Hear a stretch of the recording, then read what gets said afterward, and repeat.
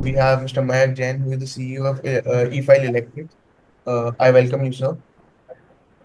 Hi, good morning. Good morning, Abdullah. So, before starting the questions, can you just brief me about the company and the objective of the company? Yeah, sure. So, first I'll briefly introduce myself. So, this is Mayank Jain from eFil Electric. We are a pioneer tech OEM in the EV charging space. We started with the development of chargers, you can say, back in 2019, and we were the early, you can say, manufacturers or the tech producers in the EV charging space in India, particularly. And fast forward 5 years now, we have developed a portfolio of products from 3.3 kilowatt EV AC chargers all the way up to 240 kilowatt DC superfast chargers. And last year we have started, in fact, the exports to US as well, which is CCS1 and Tesla connector compatible products.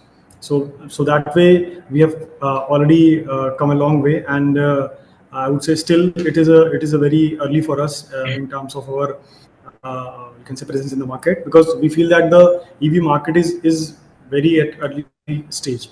I mean, right now as well, the penetration of EVs is less than 3% in the four-wheeler segment, right? So there's a long way to go in the four-wheeler segment, particularly because our prime focus is into the four-wheeler segment. Although we have the LEV AC chargers which can cater to two-wheeler and three-wheeler sector also, but our prime focus is in the four-wheeler sector. That includes the four-wheelers, commercial as well as the passenger segment, like including the trucking and the buses also. Okay, that's was insightful. Coming to the questions, can you just tell me what ambition does eFill Electric have for extending its charging station in large urban areas versus smaller town or rural areas? So I'll just clarify that eFill Electric is a tech OEM, as in we are original equipment manufacturer, wherein we control or we have the rights over the IPs that we develop, or the product is developed in-house basically, and we manufacture the chargers and we supply to different charge point operators, fleet operators, you can say solution providers. So they have different, you can say, installation plans. They have different uh, like for different market, like for fleet they have different plans for the charging hubs. For different cities they have different expansion plans. Like for example, right now all the major CPOs are targeting or focusing on uh, the metro cities Okay. and the highways connecting the metro cities, because the penetration of EVs, whether it is two-wheeler, three-wheeler, four-wheeler, the penetration is much, or the adoption is much higher in the metro cities right now. But of course, I mean, as we move forward, the EV market is actually getting adopted in the tier 2 and tier 3 cities also. So I'll just to share you some of the examples. So already there are multiple retail charge point operators as well as the leading charge point operators who have installed chargers at tier 2, tier 3 cities also, like Kolhapur, Sholapur in Maharashtra, particularly in Karnal, and so these are the tier 2s and tier 3 cities that I'm talking about. Further, regarding the town and villages, so we are expecting that there the adoption will be starting with the two-wheeler and three-wheeler segment, Okay. and the charging infra developed there. It would be primarily in the initial couple of years. It would be primarily the AC chargers.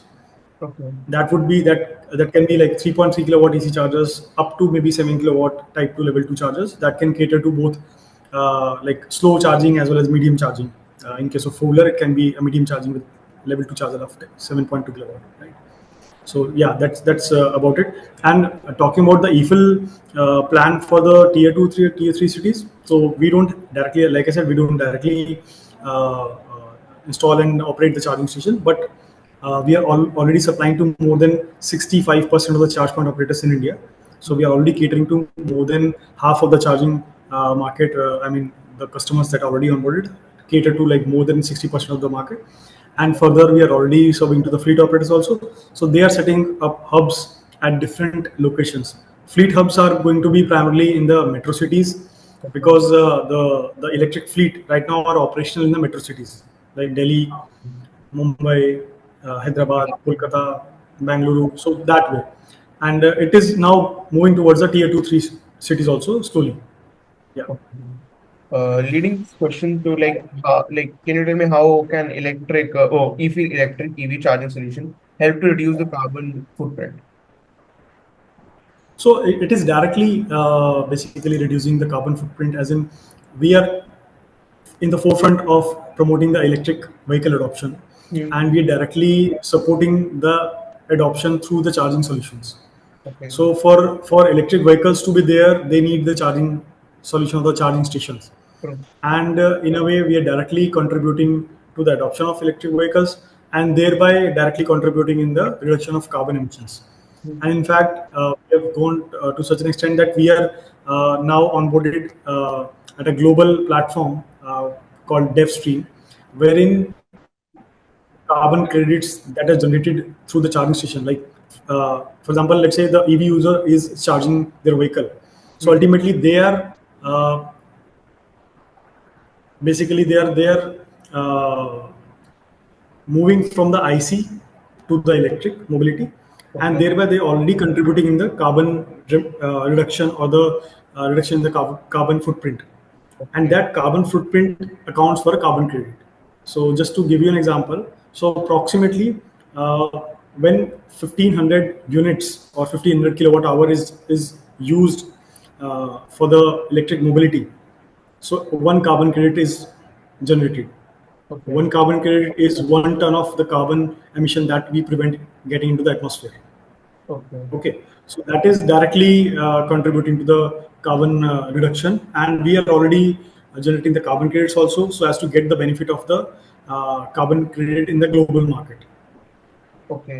Now can you just explain like what precaution does e-fuel electric takes to ensure the environmental sustainability of the charging station, specifically for the charging station? Specifically for the charging stations, so now we are seeing a lot of new technologies that are coming up, and we are also adopting a new, in the sense that the reliability of the charging station should be higher, the efficiency should be higher, because if the efficiency is higher, then the energy losses would be less. It is directly basically you can say preventing the losses of energy, which is in a way is a sustainable call itself. So going forward, we are expecting that the norms would be there, stricter norms would be there to promote the higher efficiency chargers in the market, so Hmm. that first of all, not just the efficiency part, but also the reliability also. So efficiency is one thing wherein it directly reduces the losses during the power conversion. Second is the reliability. When the customer is going to a charging station, the customer should be able to get the vehicle charged. Hmm. Otherwise, the experience of charging vehicle of a new EV adopter Hmm. would get diminished, or would not be very you can say promoting in the sense of electric vehicle promotion right now need all the experience to be fruitful, or you can say encouraging, Hmm. right? So if the charging station is not operational, the EV user will get demotivated, and they would not prefer going for a long route with EVs, right? So for the sustainability, the efficiency is to be like taken care very well. Then furthermore, there are a couple of advanced solutions wherein we are working in clubbing the green energy, like which can be generated through solar or wind or any other green source, or you can say renewable source of energy, and that can be clubbed with the charging stations, so that the energy dispensed through the charger is green energy, and is actually contributing to the sustainability of the complete ecosystem. So it was the company's steps towards the sustainability of charging station. Can you just tell me what role does government incentives and subsidies play in e-fuels electric vehicle charging rollout strategy? So government has been like promoting electric vehicles through different programs, Hmm. not just the subsidies. But yes, subsidies also play a major role, just like it played in other countries like China and other European countries. Hmm. So because in the early days, when the cost of new technology or new product is higher, so that point of time, industry needs some financial support. Hmm. And talking about the government of India initiative, so government of India has already provided subsidies in different regimes or different stages. Like FAME one was the first Hmm. faster adoption of electric mobility plan, wherein the direct subsidies and indirect subsidies were given to the end customer to promote the demand or to generate the demand. So that is an indirect subsidy which is basically given to the, although it is given to the end customer, but it is a demand generative. So if the EV adoption is increased, so demand of electric vehicle will increase, and ultimately the demand of charging station will increase. So Yeah. that is an indirect way that we are getting the benefit of the government subsidies. And Okay. then further, government has now issued another policies, like different policies, wherein they have asked for a phased manner, wherein the localization is to be increased. Yeah. And that is where expecting further the new FAME 3 policy to be introduced, wherein some stricter mandates will be there for the localization, not just in the EV domain, but also in the charging domain. So we're Okay. expecting the mandates to be there in the FAME 3, wherein some benefits will be given to the OEMs who have localized the product in India, the charging stations. And we are expecting also that in the FAME 3, there might be some subsidies for the private charge point operators, so which directly will benefit the charging industry or the charging infrastructure. Okay. So like, can you tell me like what new technologies or breakthrough in EV charging is eFill Electric currently investigating or developing? So at EFIL, we believe in continuous innovation, continuous improvement, Yeah. and just to give you a perspective, we are having 40 plus team members in the R&D. So we are very leading, innovative, driven charger OEM, and we are already working with different government stakeholders or different government bodies, wherein we're jointly formulating some of the policies with the government bodies, which is directly going to impact the industry. Further, talking about the technology, we already have 7 patents grant at EFIL, and further we have a total portfolio of 20 plus patents right now. And and just to give you maybe two three gist of what's coming up at EFIL is we're going to launch hypervolt technology, which is directly going to save 4 to 6% of losses per hour for a charge point operator. So Hmm. it is going to revolutionize the EV charging industry.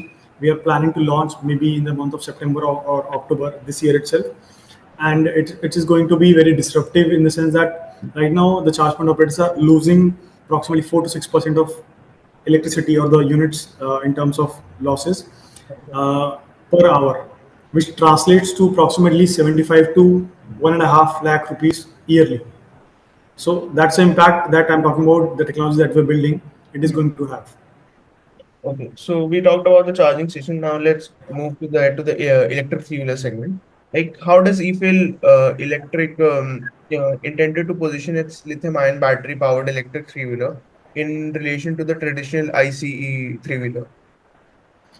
So in 2021, I mean, when we already had AC chargers product portfolio developed, Hmm. and we had 15 kilowatt CCS2 fast charger also.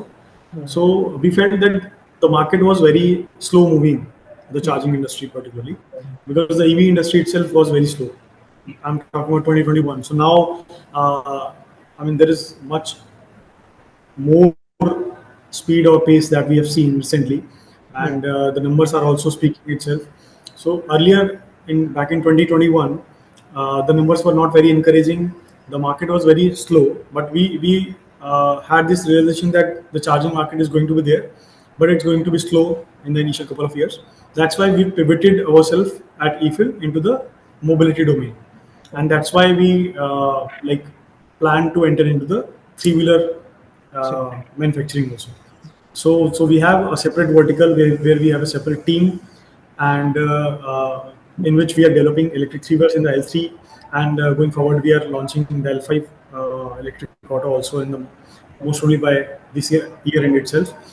And so in the three-wheeler, I mean, we are already onboarding dealerships pan India Hmm. for the L3 vehicles. Our L3 vehicles come with first-in-class features, wherein we have introduced many safety features like combi brake system in L3 vehicle, e-rickshaws. Hmm. Then we have complete waterproof wiring harnesses. We have smart instrument clusters.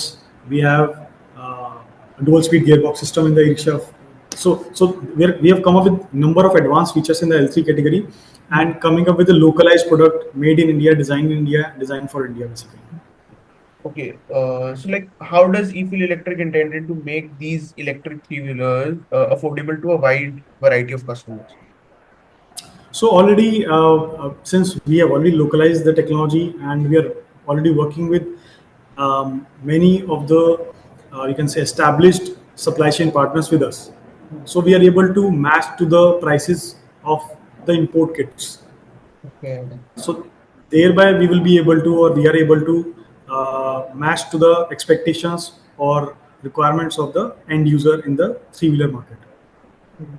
Okay, coming to the last question, like, how does e-feel electric see the future of electric three-wheelers in India's transport system? So electric two-wheeler is very exciting space already. It is existing there in the market from more than like I think 13, 14 years now.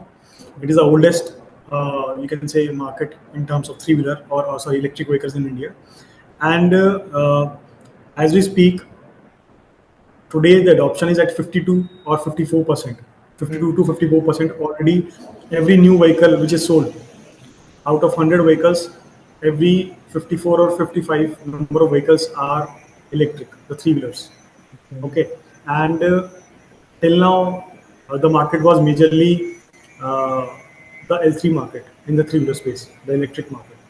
Now going forward, already number of major three-wheeler OEMs have already launched their three-wheeler electric products. Like for example, Bajaj, Piaggio, they have already entered in the market. Hmm. And going forward, the adoption is drastically going to increase in the L5 space also. We are expecting by 2030 the number of three-wheeler electric three-wheelers sold every year would reach approximately 8 to 9 lakh vehicles.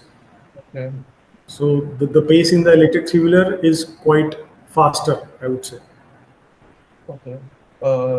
Thank you. That was very insightful and informative. Thank you, sir, for having this interview.